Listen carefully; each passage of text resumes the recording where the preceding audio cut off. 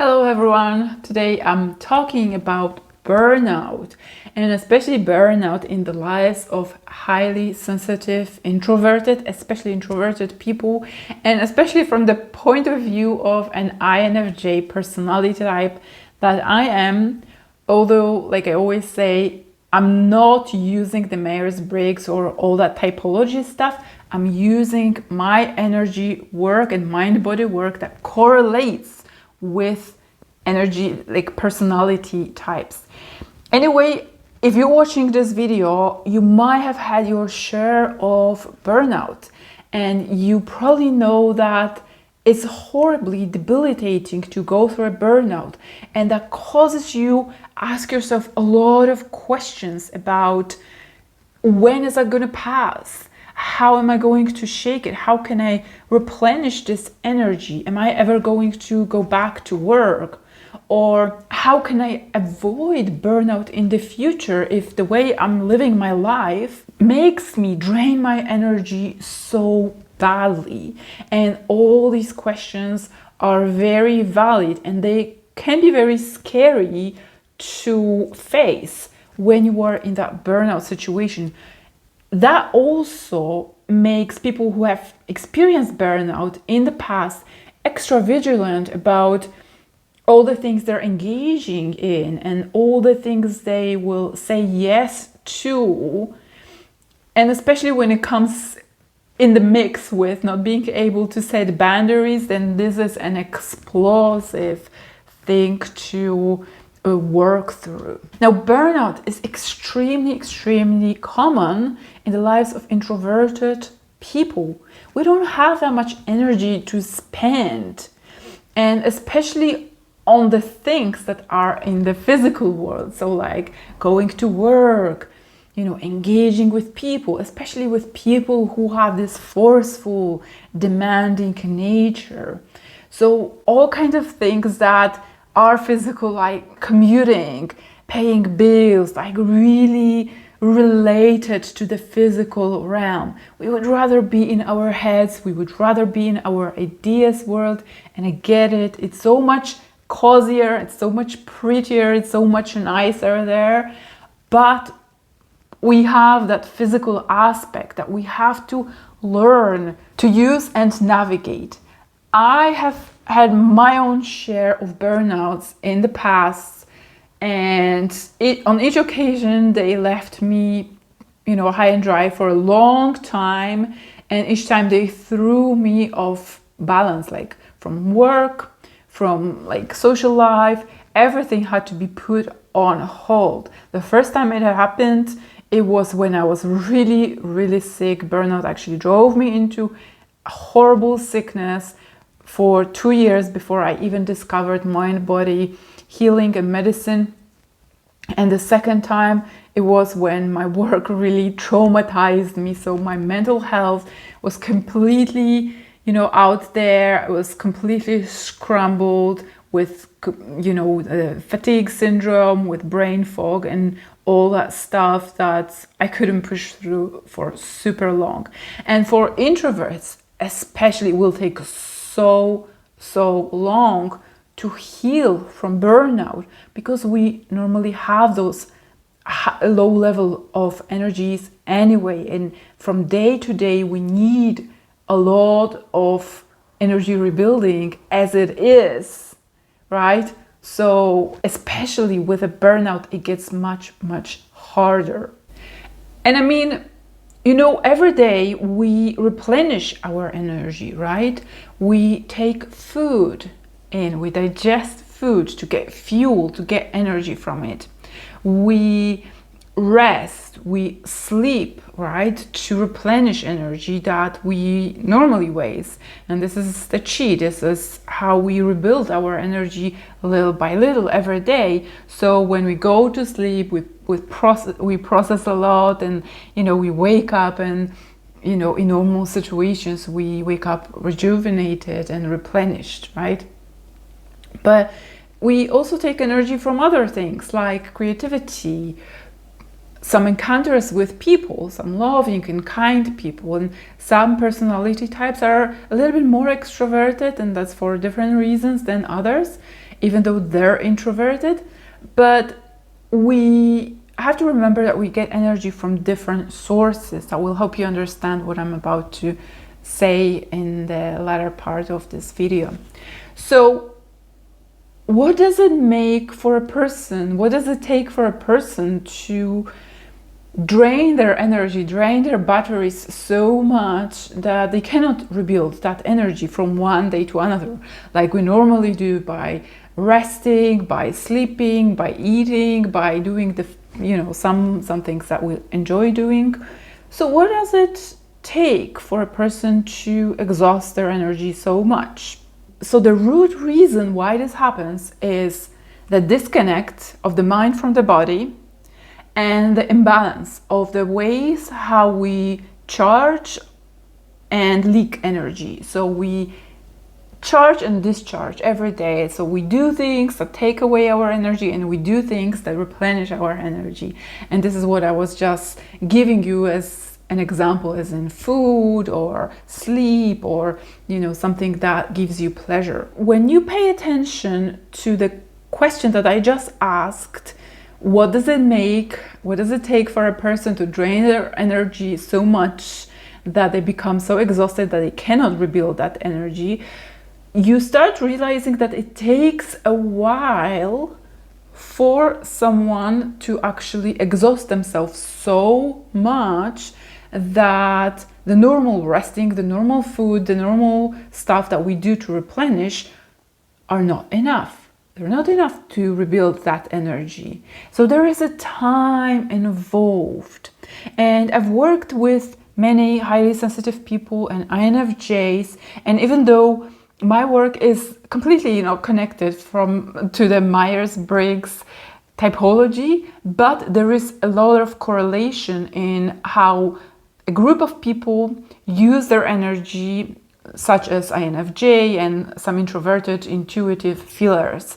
So I use that to correlate the examples I'm talking about, because they're so tightly correlated with the personality type, like INFJ, INFP, and INTJ actually as well. So basically it takes time, right? The people that I've worked with, they ended up with chronic fatigue syndrome, like I did as well. They ended up with migraines. They ended up with various pains, anxiety, depression, and all these things.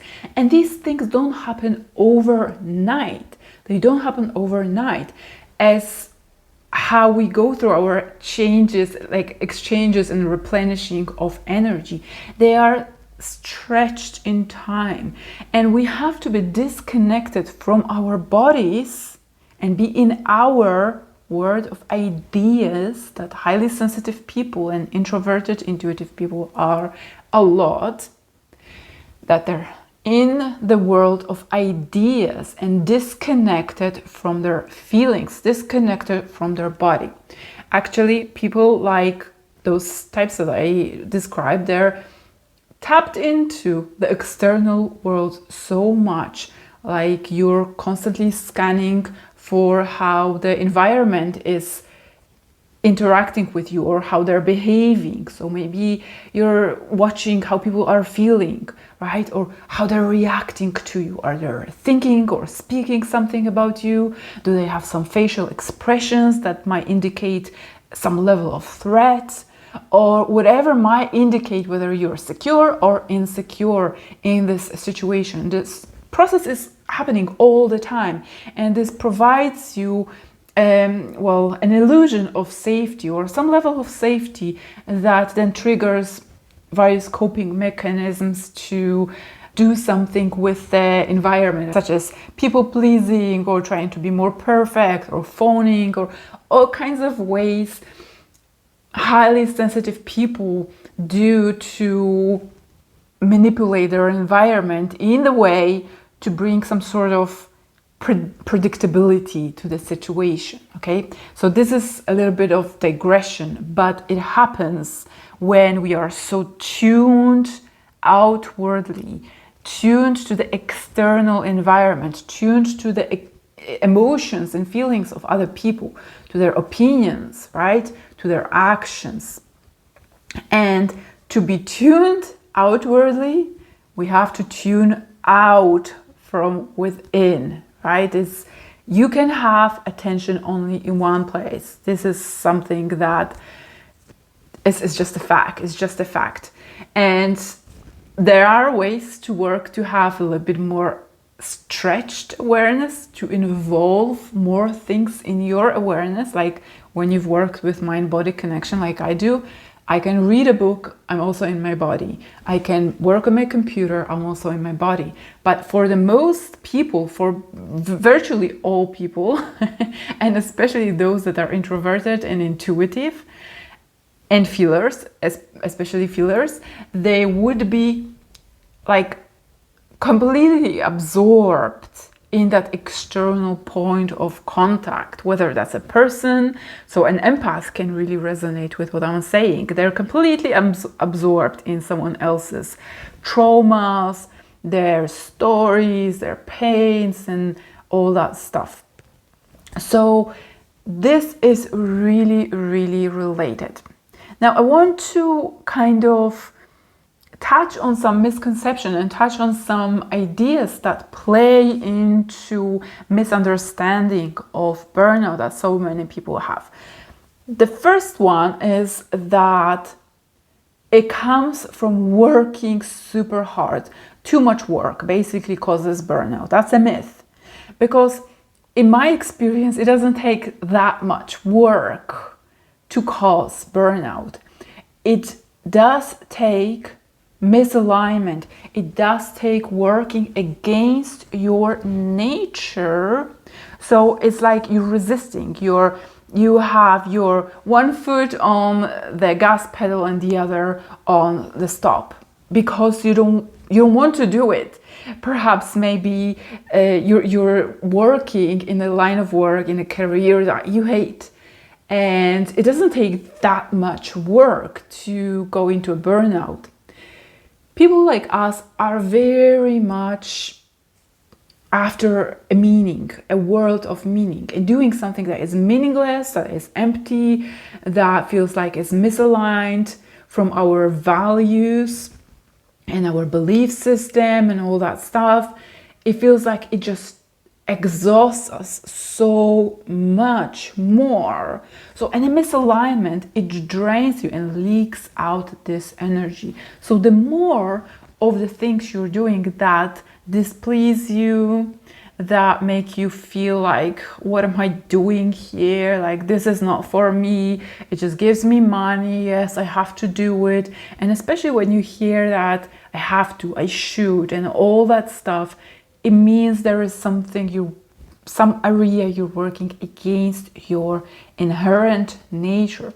You might be working against your purpose. And another way that misalignment can be showing that we are doing something in the way that is misaligned, that goes against our nature. So this can show as you might be doing creative work that you've always dreamt of doing. Maybe you're producing your art and selling it, or writing books, but you're using social media to promote it, and it exhausts you because this aspect of your work doesn't work for you. And there could be different ways how we do what we do that causes that exhaustion, that causes this burnout. And another kind of thing I want to throw in here, just to mix it up a little bit, because it's not complicated just yet, but there is this thing that we might believe that this is our nature to do something because we want to do it, or because we're natural at doing something, but it will still burn you out. And one example is that you might be feeling like your calling is to be that counselor, right? You're so good at listening, you're so good at staying present and giving space, offering space to other people. You're so good in offering them advice or your point of view, where you can see exactly what's wrong for them, where they could be doing some changes and improving on their life. But that burns you out. And this is what might lead to what's called compassion fatigue. And this is another actually way that people burn out. This is when you listen, when you identify so much with that other person. And again, this comes with that absorption that I was talking about, where you kind of disappear into another person, where you just identify so much with their problems that you are disconnected from your body.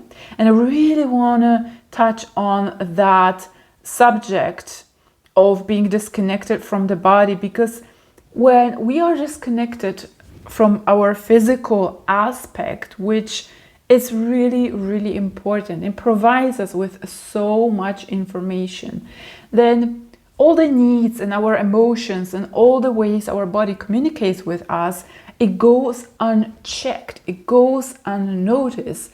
And it's a little bit like driving a car, and you're driving this car that is malfunctioning in some way. Maybe the smoke is kind of just smoking out from the exhaust or from whatever under the hood, or it's just making all these weird sounds, and something is definitely wrong with it. But all you're doing, you're just ramping up the music and completely ignoring the problem. You're just like, oh yeah, let's just push through it, just press on the gas pedal more, and you're just like pushing forward, just ignoring the malfunction. And there is always that malfunction that is being signaled by our bodies. And this is what I was talking before when I was saying how I worked with many people that experience brain fog, chronic fatigue syndrome, migraines. It doesn't happen overnight. There are signs that our body is just giving us the clues that we should start paying attention. Just like the car, our body, it's a vehicle that we move through our life. And for an INFJ, I've given a lot of metaphors with the car, and it's such a good metaphor, even though I have no idea how this works. But I hope that helps to understand that we use this vehicle to progress through our life, and we need to recharge it. So again, I want to really emphasize that there is this imbalance, that we don't recharge ourselves enough, and that might lead to that long-term exhaustion. You might be so grounded that you have to leave work for months on end, or even years. I had clients that didn't work for years, and my break in work was super long as well. And the first one was actually about 2 years, because it took me that long to actually find the mind-body stuff kind of that later changed my life. Being anchored to the body is really important, to listen to our needs, to monitor what's going on, to listen to our guidance and intuition that comes through being connected to our bodies, and just be in touch with whatever changes are going through. And there are always some changes. We are not all the time the same. We have our needs, they're changing, and we must listen to them if we want to take good care of this vehicle that we're driving through our life. Now, if this is something you're interested in, I will be doing a free audit for my newsletter subscribers at the end of next week. There will be an audit guiding you through questions about the mind-body disconnection that you might have. And I want to invite you to take part in it, because it's completely free. And then you will have a chance to follow up with your questions about whatever is on your mind. And that will be only available for my newsletter subscribers. So if you are interested in this, please subscribe to my newsletter. It's going to be linked in the description of this video. And if you have any questions, definitely send me an email at hello@cosmictickle.com, where you can ask me anything about mind-body relationship and all that stuff, especially when it's linked to high sensitivity or INFJ personality, or specifically about burnout or whatever comes to mind related to the subjects that I'm talking about in my channel. Okay, so definitely sign up to my newsletter. It's going to be a lot of fun to go through that audit, and you will get a lot of insights about how this disconnect also manifests in your body and what you can do to connect it, to integrate yourself and start feeling like you're in balance, start feeling like you're in charge of your energy more and more as you become in tune with your body. Okay, for now, thank you for listening, thank you for watching, and I will talk to you very soon.